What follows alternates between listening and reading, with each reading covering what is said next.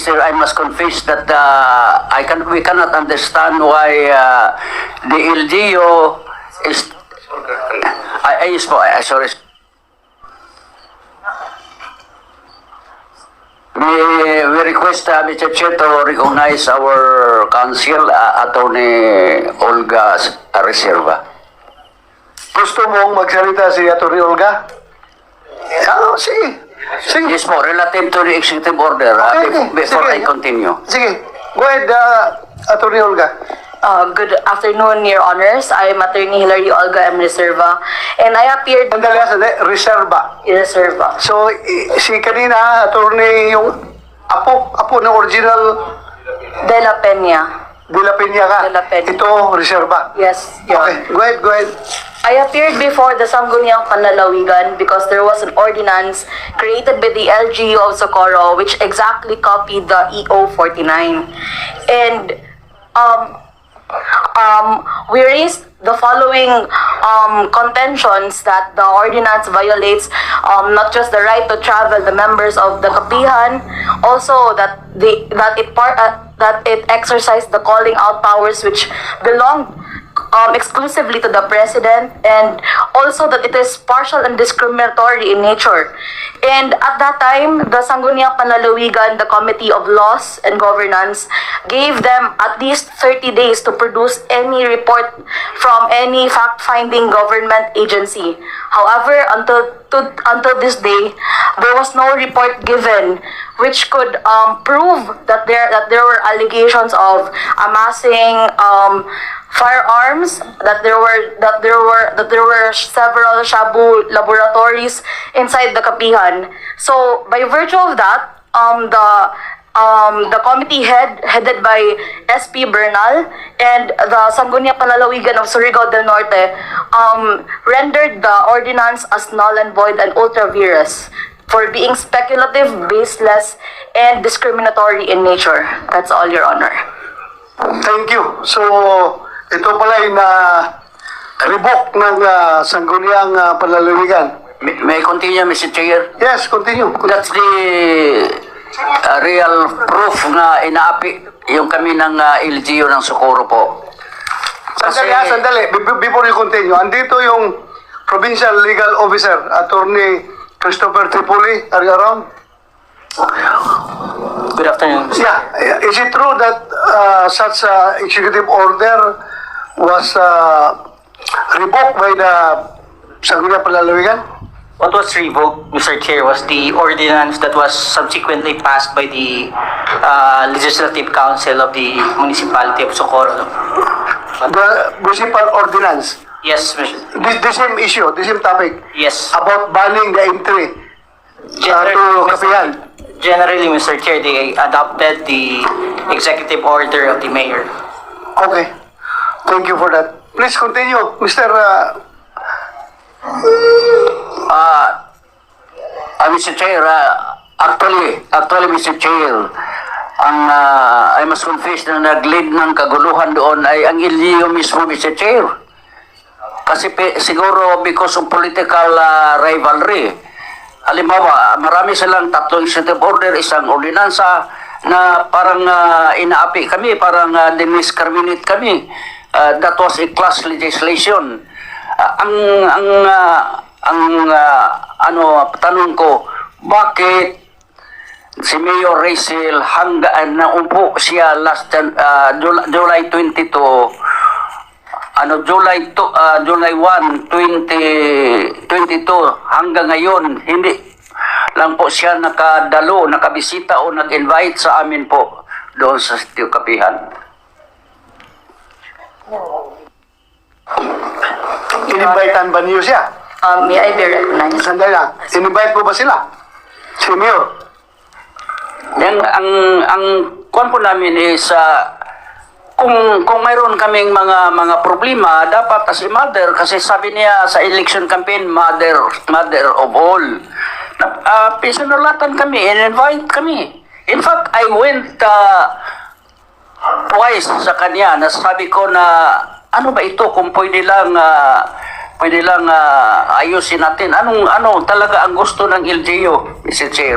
Pero ang nangyari, hindi siya maski mga activity ng LGU, hindi kami finornis, hindi kami involved. Okay. Aywan ko. Before the mayor answers the question, siguro, ako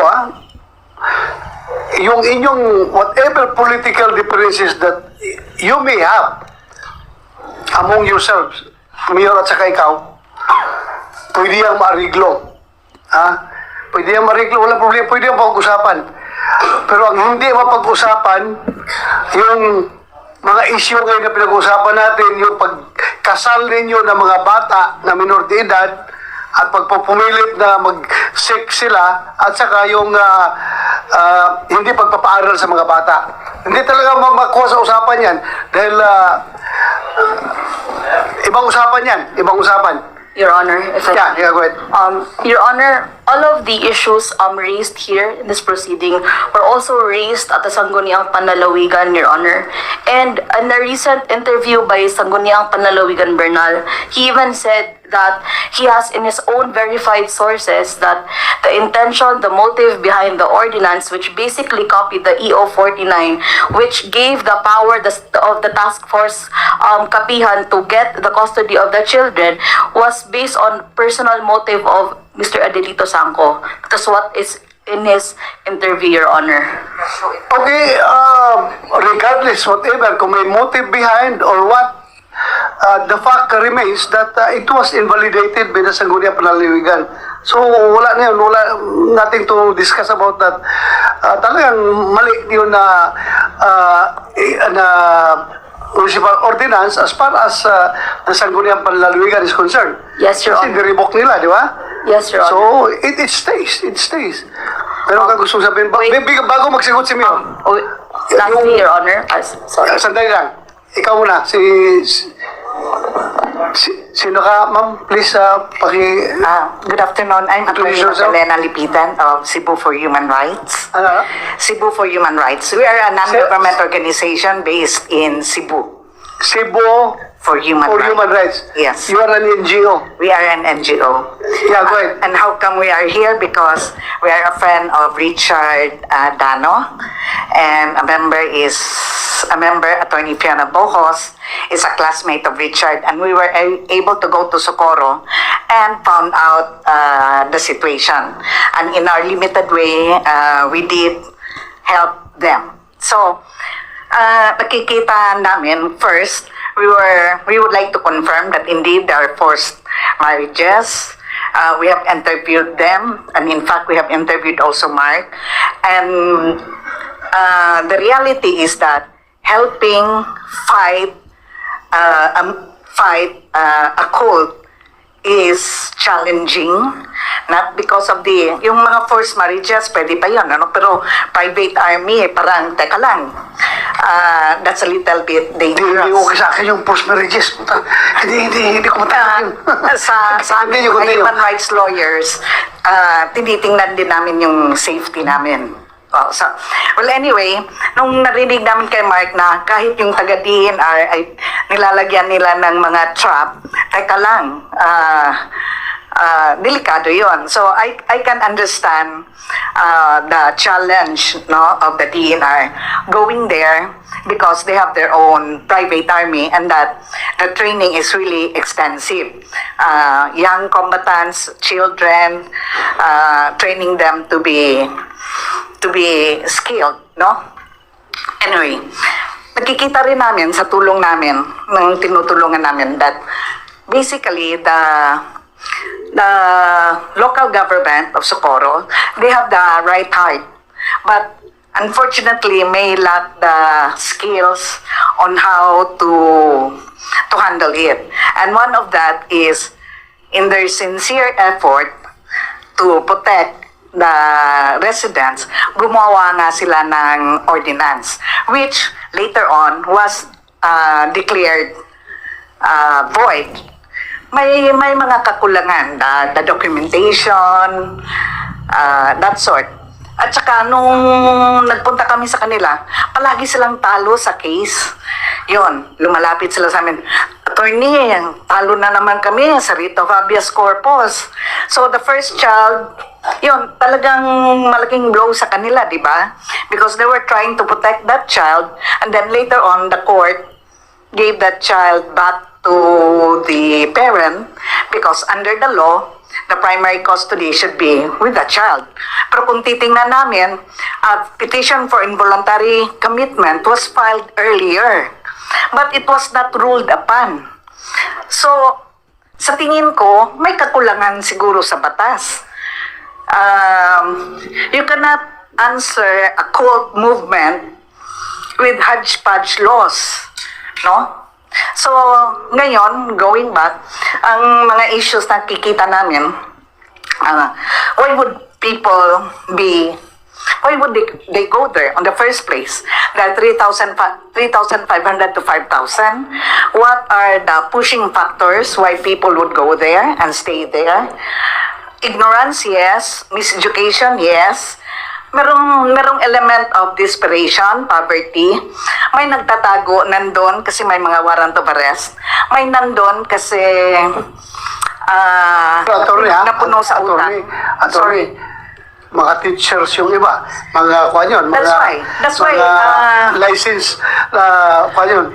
Yes. Licensed teachers, ito, mga police ito, na puro ito mga NAPOLCOM at civil service eligibles.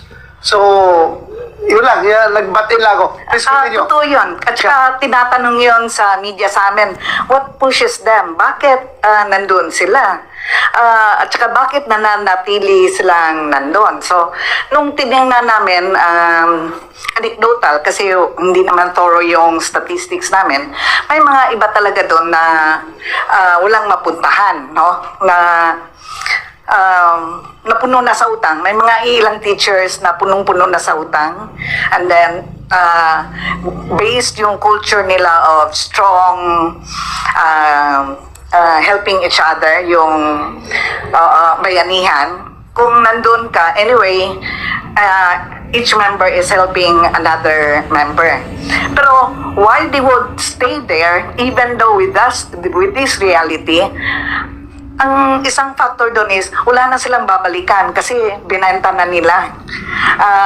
Second, paninindigan na lang nila kasi nandito na kami eh. We will stand by it. So that's why we recommended reintegration, rehabilitation, alternative livelihood so that these people could be reintegrated back to the community. Pero ang sa amin talaga na nakita namin na maganda, because palaging talo sa case eh. May vowsy kami, talo. May adultery, talo. Ganyan.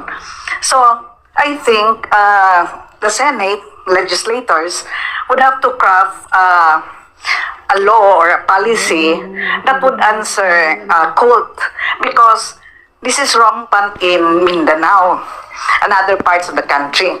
Kasi kung titingnan mo, hodgepodge lang yung batas natin eh. So, one act may not be connected. Sa simulang-simula, nung nag-opening remarks si Senator, sabi mo, it's well-defined, it falls under a cult. And yet, yun yung common term for cult. But it has never been defined under Philippine laws kung ano yung cult natin. And wala pa, kasi wala nga tayong batas noon, so difficult to define. Common knowledge lang natin na yun yung definition sa code.